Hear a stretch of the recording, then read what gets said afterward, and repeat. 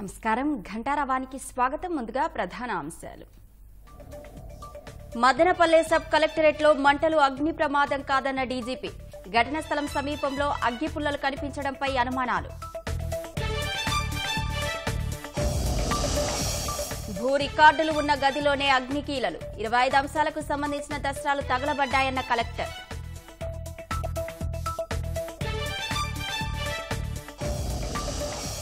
మదనపల్లె ఘటన కారకులను వదిలిపెట్టొద్దని సీఎం ఆదేశం. పెద్దిరెడ్డి అవినీతి కప్పిపుచ్చేందుకే దహనం చేశారని అనగాని ఆరోపణ. 5 ఏళ్ల అసమర్థ పాలన ఏపీకి శాపంగా మారిందన్న గవర్నర్. అభివృద్ధి వైపు నడిపించేలా సర్కార్ పనిచేస్తుందని స్పష్టీకరణ. ప్రజలు గెలిపించింది కక్ష సాధింపు కోసం కాదన్న చంద్రబాబు. ప్రభుత్వానికి జనసేన పూర్తి సహకారం అందిస్తుందన్న పవన్.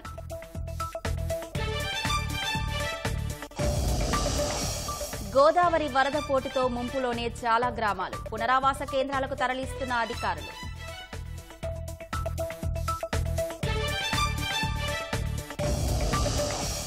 పార్లమెంటులో ఆర్థిక సర్వే ప్రవేశపెట్టిన ఆర్థిక మంత్రి నిర్మల. వృద్ధి రేటు 6.5 నుంచి 7% ఉంటుందని అంచనా.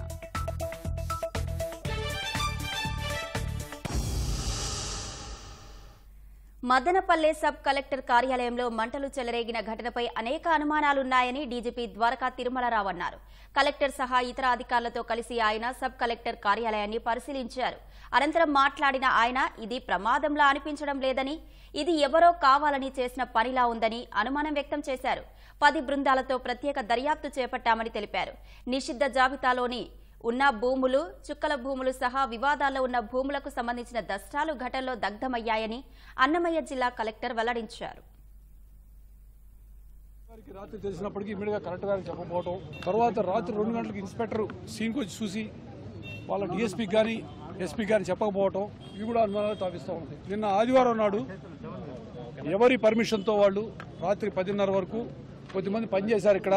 అది కూడా ఎందుకు పనిచేశారు, ఆ సెక్షన్ ఫైల్స్ ఎందుకు డీల్ చేశారు అనే విషయం కూడా విచారించవలసి ఉంది. ఎందుకంటే 22A సెక్షన్ ప్రకారం ప్రొహిబిటెడ్ లిస్టులోంచి కొంత ల్యాండ్ని బయటికి తీసేయడానికి జరుగుతున్న ప్రయత్నంలాగా అనిపిస్తున్నది. ఇవన్నీ కాకుండా 2-3 ప్రత్యేకంగా మాకు అనుమానాలు వస్తున్న విషయం ఏంటంటే, ఆర్టీఓ ఆఫీసులో ఒక కిటికీ, ఒక విండో బయట అగ్గిపుల్లలు కనిపిస్తున్నాయి. మ్యాచ్ స్టిక్స్ ఫ్రెష్గా ఉన్నాయి. అవి అది ఎప్పుడో 1 నెల క్రితం 2 నెలల క్రితం పడిపోయేది కాదు, ఫ్రెష్గా ఉన్నటువంటి మ్యాచ్ స్టిక్స్ కనిపిస్తున్నాయి. అది కాకుండా కొంచెం దూరంలో ఆర్టీఓ ఆఫీస్ ప్రెమిసెస్లోనే కాలిపోతే బయట ఇసిరేస్తే అక్కడే పడి ఉంటాయి ఫైల్స్. కానీ కొంత దూరంలో, అంటే సుమారుగా ఒక 50 అడుగుల దూరంలో ఇంకా కొన్ని ఫైల్స్ కాలుతా ఉన్నాయి. వాటిలో ఒక ఫైల్ నేను చూశాను. దాంట్లో క్లియర్గా పిటిషనర్ చెప్పిన దాని ప్రకారం ఈ పర్టికులర్ ల్యాండ్ని 22A ప్రొహిబిటెడ్ లిస్ట్ నుంచి బయటికి తీయడానికి అనుమతి వరుసగా కోరుతున్నాము అన్న ఫైల్ కాలుతుంది. ఇవన్నీ చూస్తూ ఉంటే అక్కడ అగ్గిపుల్లలు కనిపిస్తూ అయితేనేమి, ఆ తర్వాత కొంచెం దూరంగా కొన్ని ఫైల్స్ ఇంకా కాలుతూ ఉండటం అయితేనేమి ఇవన్నీ చూసాక ప్రత్యేకంగా మాకు కొన్ని అనుమానాలకి అనిపిస్తూ ఉన్నది. అట్లానే మా ఎలక్ట్రికల్ డిపార్ట్మెంట్ వాళ్ళతో పాటు ఫారెన్సిక్ లెబొరేటరీ వాళ్ళు కూడా వచ్చారు. వాళ్ళు ఇచ్చిన దాని ప్రకారం కూడాను బయట షార్ట్ సర్క్యూట్ అయ్యే అవకాశం లేదు, లోపల కూడా షార్ట్ సర్క్యూట్ అయ్యే అవకాశం లేదని చెప్తారు. ఎందుకంటే అక్కడ వైర్లు కాలిపోయినప్పుడు బయట పైన ఉండే ఇన్సులేషన్ అంటారు, లేదా ఎనామిల్ అంటారు, అది కాలిపోయింది. కానీ లోపల వైర్ అంతా కాలిపోయింది. నార్మల్ షార్ట్ సర్క్యూట్ మొత్తం కాలిపోద్ది. అది కాలేదని చెప్పి తెలుస్తూ ఉన్నది. ఇటువంటి ఫైర్ ఇన్సిడెంట్స్ అయితేనేమి, చిన్నటువంటి ఆధారాలు మూసేయాలని, సాక్ష్యాలు తారుమారు చేయడానికి కొన్ని ప్రయత్నాలు కొన్ని చోట్ల జరుగుతూ ఉన్నాయి. ఇది మన దృష్టికి వచ్చింది. ఈ మధ్యన విజయవాడలో కరకట్ట మీద కొన్ని ఫైల్స్ కాలబెట్టారు. దాని మీద కూడా దర్యాప్తు జరుగుతూ ఉన్నది. సో ఈ విషయంలో ప్రభుత్వం చాలా సీరియస్గా ఉంది, పోలీసు కూడా చాలా సీరియస్గా తీసుకుంటున్నాము. ఈ విషయంలో పబ్లిక్కి మేము చేసేటువంటి అప్పీల్ ఏమిటంటే, దయచేసి మీకు ఏదైనా ఇన్ఫర్మేషన్ ఉన్నట్లయితే మాకు తెలియజేయండి. అది జిల్లా కలెక్టర్ ఆఫీస్కి కానీ, జిల్లా ఎస్పీ ఆఫీస్కి కానీ, లేదా 112కి 112 నెంబర్ డయల్ అంటూ ఉండేది, దానికి చేసినా 112 చేసినా అక్కడికే వస్తుంది. మీరు దానికని ఫోన్ చేసినట్లయితే ఇన్ఫర్మేషన్ తీసుకుంటాము. ఎవరైతే చెప్పారో వాళ్ళ వివరాలు గోప్యంగా ఉంచుతాము. అదేవిధంగా ఇటువంటి ఇన్సిడెంట్స్ ఎక్కడ జరిగినా కూడా చాలా సీరియస్గా దర్యాప్తు ఉంటుంది. ఎవరిని కూడా వదిలిపెట్టే ప్రసక్తి లేదు. ఒక 10 టీమ్స్ ఫామ్ చేశాము. ఇక్కడ లోపల ఉన్న సీసీటీవీలు కూడాను, సీసీటీవీ కెమెరాలు కొద్ది రోజులు పనిచేయట్లేదు అన్నారు. కానీ బయట ఉన్నటువంటి కెమెరాలు అయితేనేమి, చెక్ చేయడానికి అయితేనేమి, తర్వాత ఎవరినైతే మేము కొంతమంది అనుమానిస్తున్నామో వారిని ఇంట్రాగేట్ చేయడానికి, తర్వాత ఈ ఫైల్స్ అన్ని తీసుకొని పంచనామా మొత్తం స్క్రూటనైజ్ చేయడం, అదేవిధంగా కలెక్టర్ గారి సహాయంతో ఏ ఫైల్ ఏమిటి అన్న విషయం తెలుసుకోవడానికి వీటన్నిటి కూడాను ప్రస్తుతానికి 10 టీమ్స్ పెట్టాము. దానికి జిల్లా అడిషనల్ ఎస్పీ రాజ్ కమల్ గారిని చీఫ్ ఐఓ కింద పెట్టి ఆయన కింద అనేక మంది ఇన్స్పెక్టర్లు డిఎస్పీలు పెట్టాము. బయట నుంచి కూడా కొంతమంది డిఎస్పీలు ఇన్స్పెక్టర్లు తీసుకొచ్చున్నాము. జిల్లా వాళ్ళు కాకుండా వాళ్ళందరూ కూడాను ప్రత్యేకమైన బాధ్యతలు అప్పగించి ఇన్వెస్టిగేషన్ చేస్తాము. సిఐడికి ట్రాన్స్ఫర్ చేయాలా లేదన్న విషయం కూడా దాని గురించి పరిశీలించడం జరుగుతుంది. 25 సబ్జెక్టులకు సంబంధించిన ఫైల్స్, రన్నింగ్ ఫైల్స్ అందులో దగ్ధమైపోయాయి. సో ఆ 25 ఫైల్స్ అంటే 25 సబ్జెక్టులు అంటే ఈ 20TA, డాటెడ్, అసైన్మెంట్, ఎలినేషన్, దాంతోపాటు బర్త్ అండ్ డెత్, ఇలా అన్ని రకాల సబ్జెక్టులు 25 రకాల సబ్జెక్టులవి దగ్ధమైనట్టుగా మనకి ఇప్పుడు ప్రాథమికంగా తెలిసింది. ఆ ఫైల్స్ ఏంటివి, ఎలా దగ్ధమయ్యాయి, ఏ రకమైన ఫైల్స్ అనేటివి కూడా డిఆర్ఓ మరియు ఇతర ఆఫీసర్ల ఆధ్వర్యంలో కూడా టీమ్స్ వేయడం జరిగింది. సో అవి కూడా బయటికి తీస్తాము, ఏ ఫైల్స్ వెళ్ళిపోయాయి అనేది కూడా చూస్తాము. ఆ సీసీటీవీ ఫుటేజ్ ఇప్పుడు మన పోలీస్ వాళ్ళు అది వెరిఫై చేస్తున్నారు, అవి డీటెయిల్స్ చెప్తారు. మరి ప్రీవియస్ వాళ్ళ అధికారులు వచ్చింది, వాళ్ళు ఎప్పుడు వచ్చింది, ఎందుకు వచ్చింది, ఆ వివరాలు కూడా తర్వాత ఎంక్వైరీలో పూర్తి వివరాలు తెలుస్తాయి. ముందే మాట్లాడడం కరెక్ట్ కాదు, చూస్తాము. వెబ్లాండ్లో ఎటువంటి ప్రాబ్లం లేదు. వెబ్లాండ్ అనేది ఆన్లైన్ అయిపోయింది. మిగతా ఏవైతే డిజిటైజేషన్ అయినాయో అవన్నీ డిజిటైజ్ అయి ఉన్నాయి. ఏవైతే రన్నింగ్ ఫైల్స్ ఉన్నాయో అవి మాత్రమే కాలిపోవడం జరిగింది. సో ఆ రన్నింగ్ ఫైల్స్ ఏంటివి, ఎటువంటి ఫైల్స్ అనేది మనం చూడాల్సి ఉంది. సాధారణంగా ప్రతి ఫైల్ కూడా తహసీల్దార్ ఆఫీస్ నుంచే జనరేట్ అవుతుంది. సో ఆ తహసీల్దార్ ఆఫీస్ వచ్చిన ఫైల్స్ మనకు ఆర్డీఓ తర్వాత కలెక్టర్ గారికి వెళ్ళడం జరుగుతుంది కదా. సో ఈ మధ్యలో ఉన్నటువంటి సబ్ కలెక్టర్ ఆఫీస్లో కాలిపోయినప్పుడు ఏదైనా మనకు అటు కలెక్టర్ ఆఫీస్కి వెళ్ళినవి కానీ లేదా తహసీల్దార్ ఆఫీస్ వచ్చినాయి కానీ మనం కనుక చూసుకుంటే, టాలీ చేసుకుంటే ఖచ్చితంగా మనం పట్టుకోవచ్చు, ప్రతి ఫైలు తీసుకోవచ్చు. మనం ఎస్పీడీసీఎల్స్ వచ్చేసి ఎక్స్టర్నల్ సర్క్యూట్ కానీ అలాగే ఎలక్ట్రికల్ ఇన్స్పెక్టర్ వచ్చేసి ఇంటర్నల్ సర్క్యూట్ని మాత్రం తోసిపుచ్చడం జరిగింది. బికాజ్ కొత్త బిల్డింగ్, వైర్స్ అన్ని బాగున్నాయి. సో కాపర్ వైర్ కూడా చాలా చక్కగా ఉంది, ఎక్కడ కూడా కాలిపోయినట్టు కానీ ఇంటర్నల్ పైప్ లైన్లలో ఎక్కడ బ్లాక్గా ఉన్నట్టు కానీ లేదు. కాబట్టి షార్ట్ సర్క్యూట్ని వాళ్ళు తోసిపుచ్చడం జరిగింది. షార్ట్ సర్క్యూట్ కానప్పుడు ఇంకేదనేది అనుమానం వచ్చే ఇప్పుడు డీజీపీ సార్ మీ అందరికీ చెప్పింది ఏంటంటే ఇది యాక్సిడెంట్ కాదు, ఇన్సిడెంట్ అని చెప్పారు. సో దాని ఫర్దర్ ఇన్వెస్టిగేషన్ చేస్తుంది. మదనపల్లె సబ్ కలెక్టర్ కార్యాలయంలో దస్త్రాల దహనాన్ని ముఖ్యమంత్రి చంద్రబాబు తీవ్రంగా పరిగణించారు. అధికార యంత్రాంగాన్ని అప్రమత్తం చేసి అత్యవసర విచారణకు ఆదేశించారు. ఎప్పటికప్పుడు తనకు నివేదించాలని ఉన్నతాధికారులను ఆదేశించారు. అసెంబ్లీలోని తన ఛాంబర్లో ఉన్నతాధికారులతో మదనపల్లి ఘటనపై సీఎం చంద్రబాబు సమీక్ష నిర్వహించారు. సీఎస్, సీఎంఓ అధికారులు ఇంటెలిజెన్స్ చీఫ్ సమావేశానికి హాజరయ్యారు.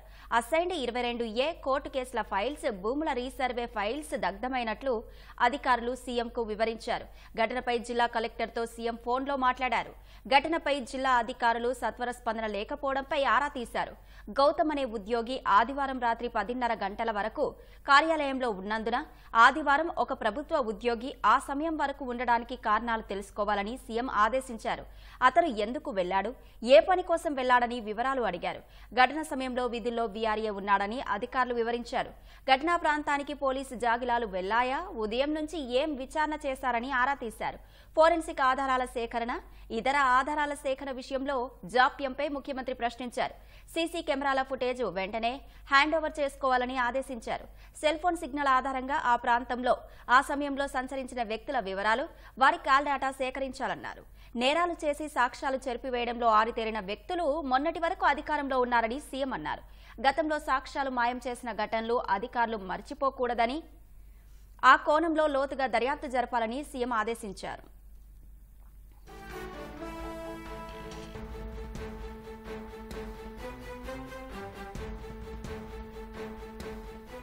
నేరాలు చేసి సాక్ష్యాలు చెరిపివేయడంలో ఆరితేరిన వ్యక్తులు మొన్నటి వరకు అధికారంలో ఉన్నారన్న సీఎం, గతంలో వారు నేరాలు చేసి సాక్ష్యాలు మాయం చేసిన ఘటనలు కూడా అధికారులు మర్చిపోకూడదని, ఆ కోణంలో లోతుగా దర్యాప్తు జరపాలని ఆదేశించారు. గతంలో ఆ కార్యాలయంలో పనిచేసిన అధికారుల ప్రమేయంపైన విచారణ చేయాలని సూచించారు. దగ్ధమైన ఫైళ్లు ఏ ఏ విభాగాలకు చెందినవి, ఆధారాల సేకరణలో నిర్లక్ష్యానికి కారకులు ఎవరు అనే అంశాలపై విచారించాలన్నారు. ప్రభుత్వం మారిందన్న విషయాన్ని దృష్టిలో పెట్టుకుని అధికారులు పని చేయాలని, నిర్లక్ష్యంగా వ్యవహరిస్తే చర్యలు తప్పవని హెచ్చరించారు. నేరం జరిగిన సమయంలో సత్వరం స్పందించని అధికారులపై చర్యలు ఉంటాయని సీఎం తేల్చి చెప్పారు. మదనపల్లె ఘటనలో మాజీ మంత్రి పెద్దిరెడ్డి, స్థానిక వైకాపా నేతల హస్తముందని మంత్రి అనగాని సత్యప్రసాద్ అనుమానం వ్యక్తం చేశారు.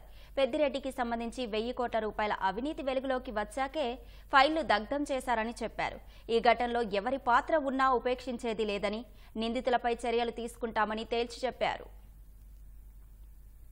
గతంలో దోచుకున్న ల్యాండ్ అన్ని కూడా క్లియర్ చేసుకునే విధంగా ఏదైతే 982 ఎకరాలు పుంగనూరులో అవ్వచ్చు, మదనపల్లిలో కూడా దాదాపుగా 1000 కోట్ల రూపాయల ఆస్తులన్నీ కూడా దోచుకునే విధంగా చుక్కల భూములు అవ్వచ్చు, డీకేటీ పట్టాలు అవ్వచ్చు, ఇవన్నీ కూడా ప్రణాళికాబద్ధంగా చేసుకునే పరిస్థితి చాలామందికి తెలిసిందే. జూలై నెలలో కూడా వీళ్ళు ల్యాండ్ కన్వర్షన్లు కానీ పెద్దిరెడ్డి పేరు మీద ఉండొచ్చు, వారి శ్రీమతి గారి పేరు మీద, స్వర్ణత గారి పేరు ఉండొచ్చు. ఇవన్నీ కూడా జరుగుతూ ఉన్నప్పుడు 982 ఎకరాల గురించి అయితే మనం చెప్పాం. వాళ్ళ అనువాయుల పేరు మీద అందరి మీద కూడా అబాలిషన్ యాక్ట్ ఇంప్లిమెంట్ చేసి ఏదైతే పాత పత్రాలను చూపించి 982 ఎకరాలు దోచుకునే పరిస్థితి. వీటి మీద మా ఎమ్మెల్యే రేస్ చేసినప్పుడు ఇవన్నీ కూడా డాక్యుమెంట్లన్నీ కూడా దగ్ధమయ్యే విధంగా ఆర్డీఓ ఉన్నటువంటి హరిప్రసాద్ గారి యొక్క ఫోన్లు కూడా సీజ్ చేయడం జరిగింది. అందరినీ కూడా చేస్తూ ఉన్నారు. గౌతమ్ ఉన్నాడు, ఇంకో వీఆర్ఏ ఉన్నారు, అందరినీ కూడా ఇన్వెస్టిగేట్ చేస్తూ ఉన్నారు. కొత్త అధికారి వస్తున్నారు కాబట్టి దాని ముందే ఇవన్నీ మాయం చేయాలని చెప్పేసి గతంలో వాళ్ళ చేతి కింద పనిచేసినటువంటి వాళ్ళు మోచేతి నీళ్ళు తాగినటువంటి ఆ వ్యక్తులు ఉన్నారు కాబట్టి అక్కడ వాళ్ళు చేసినటువంటి ఇది తప్పకుండా వాళ్ళందరూ కూడా శిక్షార్హులు. విభజన కారణంగా నష్టపోయిన ఆంధ్రప్రదేశ్ను 2019 తర్వాత పాలన ప్రతీకార రాజకీయాలు మరింత దెబ్బతీశాయని గవర్నర్ జస్టిస్ అబ్దుల్ నజీర్ వ్యాఖ్యానించారు. గత 5 ఏళ్లు అసమర్థ పాలన వల్ల ఏపీ మరో పెద్ద పరాజయాన్ని చవిచూసిందన్నారు. ఏపీ అసెంబ్లీలో ఉభయ సభలను ఉద్దేశించి మాట్లాడిన గవర్నర్ నవ్యాంధ్రను విధ్వంసం నుంచి అభివృద్ధి వైపు నడిపించడమే లక్ష్యంగా ప్రభుత్వం పనిచేస్తుందని స్పష్టం చేశారు. 5 ఏళ్ల అరాచకంతో విసిగిపోయిన ప్రజలు మార్పు కోసం పట్టం కట్టారని, వాళ్ల ఆకాంక్షలు నెరవేర్చడానికి ఎన్డీఏ సర్కార్ కృషి చేస్తుందని చెప్పారు. ఆంధ్రప్రదేశ్ 16వ శాసనసభ మొదటి సెషన్ 2వ సమావేశంలో ఉభయ సభలను ఉద్దేశించి గవర్నర్ జస్టిస్ అబ్దుల్ నజీర్ ప్రసంగించారు. శాసనసభ ప్రాంగణానికి వచ్చిన గవర్నర్ కు ముఖ్యమంత్రి చంద్రబాబు, స్పీకర్ అయ్యన్న పాత్రుడు, మండలి చైర్మన్ మోషేన్ రాజు స్వాగతం పలికారు. అనంతరం ఉభయ సభలను ఉద్దేశించి గవర్నర్ మాట్లాడారు. గవర్నర్ ప్రసంగం మొదలుపెట్టగానే వైసీపీ ఎమ్మెల్యేలు, ఎమ్మెల్సీలు నినాదాలు చేశారు. ప్లకార్డులు పట్టుకుని నిరసనలు తెలిపారు. వైసీపీ సభ్యుల నిరసనల మధ్య గవర్నర్ తన ప్రసంగాన్ని కొనసాగించారు. 2014లో జరిగిన విభజన రాష్ట్రానికి అత్యంత నష్టం చేకూర్చిందన్నారు. ప్రజలకు తీరని గాయాన్ని మిగిల్చిందని, పదే పదే విభజనల కారణంగా రాష్ట్రానికి సుస్థిరాభివృద్ధిని దూరం చేసిందని చెప్పారు. ఈ సమయంలో 2014-19 మధ్య అప్పటి చంద్రబాబు ప్రభుత్వం తీసుకున్న నిర్ణయాలు, అభివృద్ధి కార్యక్రమాలతో 13.5% సమ్మిళిత వార్షిక వృద్ధికి దారి తీశాయని గవర్నర్ తెలిపారు. Andhra Pradesh reorganisation act 2014 does not compensate enough the residual Andhra Pradesh for the loss of prosperity and development opportunities. There are patent inconsistencies in distribution of assets and liabilities. The government converted every crisis into an opportunity during the period 2014 to 19. The government had laid a solid foundation for vibrant sunrise Andhra Pradesh during the 5-year period of 2014 to 19. Gives a clear picture of the balancing act between development and welfare. Completion of 72% of Polavaram project 2014 to 19 were possible because of the visionary leadership of Sri Nara Chandrababu Naidu. The state attracted marquee FDIs like Kia Motors, emerging as #1 state continuously in ease of doing business rankings. These development and welfare measures led to compound annual growth of 13.5% between 2014 to 19. 2014-19 మధ్య రాజధాని Amaravati, Polavaram project లాంటి మైలురాళ్లకు చేరువయ్యే సమయంలో పాలనా మార్పు వల్ల నవ్యాంధ్ర అభివృద్ధికి తీవ్ర విఘాతం కలిగించిందన్నారు. గత 5 ఏళ్లు అసమర్థ పాలన కారణంగా మరో పెద్ద అపజయాన్ని రాష్ట్రం చవిచూసిందన్నారు. 2019 to 24 have been more severe compared to the state reorganization in June 2014. During this regime, democracy was at peril. People were in a state of fear and hardly enjoyed any freedom of living. The regime revenge politics had severely hampered the state's prospects for prosperity and growth. No noteworthy companies came forward to invest in the state. The corrupt practices at all levels, coupled with weaponization of instruments of governance across revenue earning departments for personal gains, sabotaging of checks and balances made several state institutions and private companies defunct and forced the existing enthusiastic investors and entrepreneurs to move out of Andhra Pradesh to other states. The capital expenditure reduced by 60% in 2019-24. The Amaravati capital region envisioned as the focal point of growth for the nascent state of Andhra Pradesh was totally destroyed. With an attempt to scrap the Amravati dream, the government confused the people with its malicious 3 capital cities idea under the guise of decentralized governance.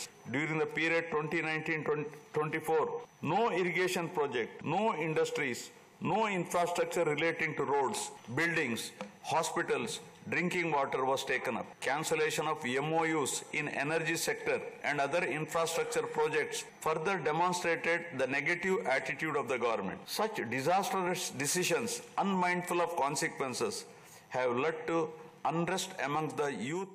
ప్రభుత్వం మార్పు కోసం అంతా ఆతృతగా ఎదురు చూశారన్నారు. భవిష్యత్తును దృష్టిలో ఉంచుకొని ప్రజలు ఇచ్చిన తీర్పుకు హృదయపూర్వక అభినందనలు తెలియజేస్తున్నట్టు గవర్నర్ స్పష్టం చేశారు. గడిచిన 5 ఏళ్లుగా జరిగిన విధ్వంసాలకు సంబంధించి శ్వేతపత్రాలను ప్రభుత్వం విడుదల చేసిందని గవర్నర్ తెలిపారు.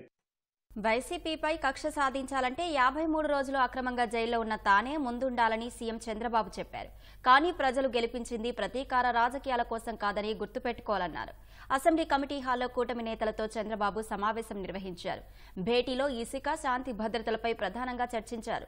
శాంతి భద్రతలకు ఎవరు విఘాతం కల్పించినా ఉపేక్షించేది లేదని హెచ్చరించారు. తప్పు చేసిన వారిని చట్ట ప్రకారమే శిక్షిద్దామన్నారు. ఇసుక జోలికి ఎవరూ వెళ్లొద్దని ఎమ్మెల్యేలకు చంద్రబాబు సూచించారు. ఇసుక ధరల విషయంలో కొన్ని ఇబ్బందులొస్తున్నాయని కొంతమంది ఎమ్మెల్యేలు తెలిపారు. ఉచిత ఇసుక విధానాన్ని మరింత పారదర్శకంగా అమలు చేస్తామని, దీనిపై మరిన్ని సూచనలుంటే చెప్పాలని సభ్యులను కోరారు. డబ్బులు లేవని, పనులు ఆపలేమని, నిధుల ఇబ్బందులున్నా ముందుకెళ్లాలని చెప్పారు. ముందుగా రోడ్లకు పడిన గుంతలు పూడ్చే కార్యక్రమం చేపడదామని చెప్పారు. ప్రభుత్వం వచ్చి 1.5 రోజులు కాలేదు, అప్పుడే జగన్ విమర్శలు మొదలుపెట్టారని చంద్రబాబు మండిపడ్డారు.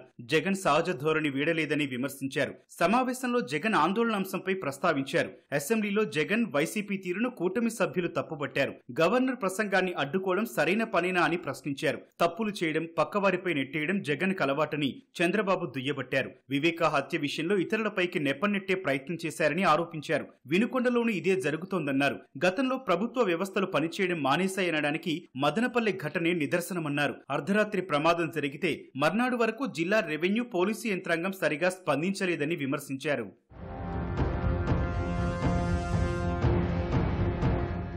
ఎన్నికల్లో ప్రజలు బుద్ధి చెప్పినా జగన్ ఇంకా తత్వం బోధపడినట్లు లేదని ఉప ముఖ్యమంత్రి పవన్ కళ్యాణ్ కీలక వ్యాఖ్యలు చేశారు. జగన్ తీరును ఆయన తీవ్రంగా తప్పుపట్టారు. సభలోకొచ్చే ముందు పోలీసులతో గొడవ, గవర్నర్ ప్రసంగానికి అడ్డు తగలమని ఎమ్మెల్యేను రెచ్చగొట్టడం జగన్ అహంకార ధోరణికి నిదర్శనమని అభిప్రాయపడ్డారు. ఎల్లకాలం అధికారంలో కొనసాగుతారనే భ్రమ నుంచి ప్రజలు బయటపడేసినా ఇంకా తానే సీఎం అనుకుంటున్నారేమోనని ఎద్దేవా చేశారు.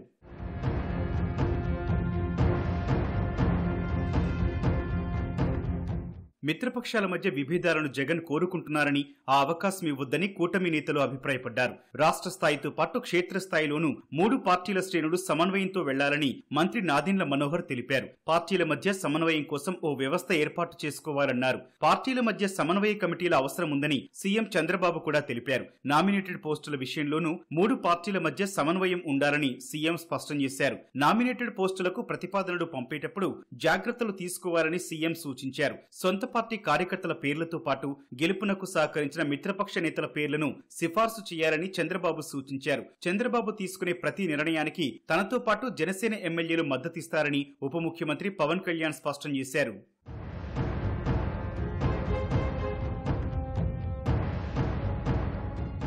కేంద్రం సహకారంతో రాష్ట్రానికి వీలైనన్ని ఎక్కువ నిధులు తెచ్చుకుందామని మంత్రి సత్యకుమార్ చెప్పారు. రాష్ట్రాభివృద్ధికి అన్ని విధాలా సహకరించేందుకు కేంద్ర ప్రభుత్వం సిద్ధంగా ఉందన్నారు. రాష్ట్రానికి ఉన్న నిధుల కొరతను అధిగమించేందుకు కలిసికట్టుగా ప్రయత్నిద్దామన్నారు. ఢిల్లీలో జగన్ ఎన్ని విన్యాసాలు చేసినా అతన్ని పట్టించుకునేవారు లేరని ఎద్దేవా చేశారు. పంటల నష్టపరిహారం విషయంలో జనసేన ఎమ్మెల్యే బొమ్మిడి నాయకర్ చేసిన సూచనలను పరిశీలిస్తామని చంద్రబాబు తెలిపారు. ఢిల్లీ నుంచి నిధులు రాబట్టే ప్రయత్నం చేస్తున్నామని చంద్రబాబు స్పష్టం చేశారు. ఎగువ నుంచి వస్తోన్న వరదతో గోదావరి పోటెత్తింది. ప్రమాద స్థాయిలో ప్రవహిస్తోంది. గోదావరి పరివాహక ప్రాంత ప్రజలు బిక్కుబిక్కుమంటూ కాలం వెళ్లదీస్తున్నారు. అనేక గ్రామాలు ముంపులో మగ్గుతున్నాయి. వరి నారు పూర్తిగా దెబ్బతిని రైతులు తీవ్రంగా నష్టపోయారు. లంక గ్రామాల ప్రజలు పడవలపైనే ప్రయాణం చేస్తున్నారు.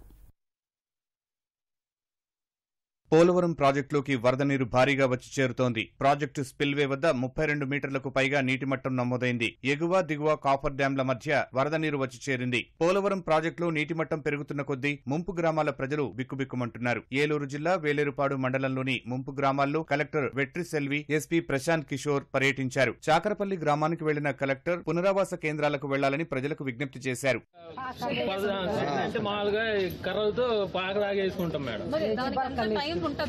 టైం అంటే 2 రోజుల ముందు ఫ్లడ్ కొద్దిగా ఇక్కడ దాకా వస్తే వెళ్తాం మేడం. వెళ్ళిపోయి అంతవరకు ఎందుకు వెయిట్ చేస్తారు? ఇప్పుడే వెళ్ళొచ్చు కదా అని అనుకుంటున్నాము. కోనసీమలోని లంక గ్రామాల ప్రజలు మరపడవలపైనే రాకపోకలు సాగిస్తున్నారు. పి గన్నవరం నియోజకవర్గంలో వశిష్ట, వైనతేయ, వృద్ధ గౌతమి నదీ పాయలు ఉధృతంగా ప్రవహిస్తున్నాయి. అయినవిల్లి లంక గ్రామాలు నీట మునిగాయి. ముమ్మిడివరం మండలం కొత్తలంక, ఐనాపురం గ్రామాల్లో ఎమ్మెల్యే దాట్ల బుచ్చిబాబు పర్యటించారు. నీట మునిగిన పంటలను పరిశీలించి రైతులతో మాట్లాడి వివరాలు అడిగి తెలుసుకున్నారు. ముమ్మిడివరం నియోజకవర్గంలోని లంక గ్రామాల్లో కలెక్టర్ మహేష్ కుమార్ పర్యటించారు. కోతకు గురవుతున్న ప్రాంతాన్ని పరిశీలించారు. ప్రజలు అప్రమత్తంగా ఉండాలని కలెక్టర్ సూచించారు. డిపార్ట్మెంట్, పంచాయతీరాజ్ డిపార్ట్మెంట్ నుంచి, ఎక్కడ ఇరిగేషన్ డిపార్ట్మెంట్ నుంచి ఆల్మోస్ట్ ఒక 7 to 8 కల్వర్ట్స్ వీక్ అయిన ప్లేసెస్ ఎక్కడైతే ఉన్నాయో అవన్నీ ఐడెంటిఫై చేశాము. టెంపరీ గటర్స్ కూడా పెట్టడం జరిగింది. వాటికి ఆల్టర్నేట్ రూట్స్ కూడా ఐడెంటిఫై చేసి అక్కడి నుంచి మేజర్ హెవీ వెహికల్స్ వెళ్ళడానికి పోలీస్ డిపార్ట్మెంట్ అండ్ ట్రాన్స్పోర్ట్ డిపార్ట్మెంట్కి ఇవ్వడం జరిగింది. అండ్ అలాగే ఎక్కడెక్కడైతే లో లెవెల్లో ఉన్న రోడ్లు ఉన్నాయో దాని మించి వర్షం కనుక వెళ్తే ఆ బౌండరీస్ కనపడడానికి అక్కడ కూడా ఫ్లాగ్స్ ఫిక్స్ చేయడం జరిగింది. పశ్చిమ గోదావరి జిల్లాలో ఎర్రకాలువ ఉగ్రరూపం దాల్చింది. 100 ఎకరాల పంట పొలాలను ముంచేయడంతో రైతులు తీవ్రంగా నష్టపోయారు. నిడదవోలు, అత్తిలి, తణుకు మండలాల్లో వేలాది ఎకరాలు నీట మునిగాయి. రహదారులపై వరద నీరు ప్రవహిస్తుండటంతో గ్రామాల మధ్య రాకపోకలు స్తంభించాయి. వీధుల్లో నీరు నిలిచి ప్రజలు అవస్థలు పడుతున్నారు. నరసాపురం వద్ద వశిష్ట గోదావరి ఉగ్రరూపం దాల్చింది. గంట గంటకు నీటి మట్టం పెరుగుతోంది. ఉభయ గోదావరి జిల్లాల మధ్య పడవలపై రాకపోకలు అధికారులు నిలిపివేశారు. ఎమ్మెల్యే బొమ్మిడి నాయకర్ గోదావరి వరద ఉధృతిని పరిశీలించి అధికారులతో సమీక్ష నిర్వహించారు. పాలకోడేరు మండలం మాగల్లులో గోస్తని మురుగు డ్రైన్ కు గండిపడి 200 ఎకరాల్లో పంటలు నీట మునిగాయి. గండిని పూడ్చేందుకు అధికారులు తీవ్రంగా శ్రమిస్తున్నారు.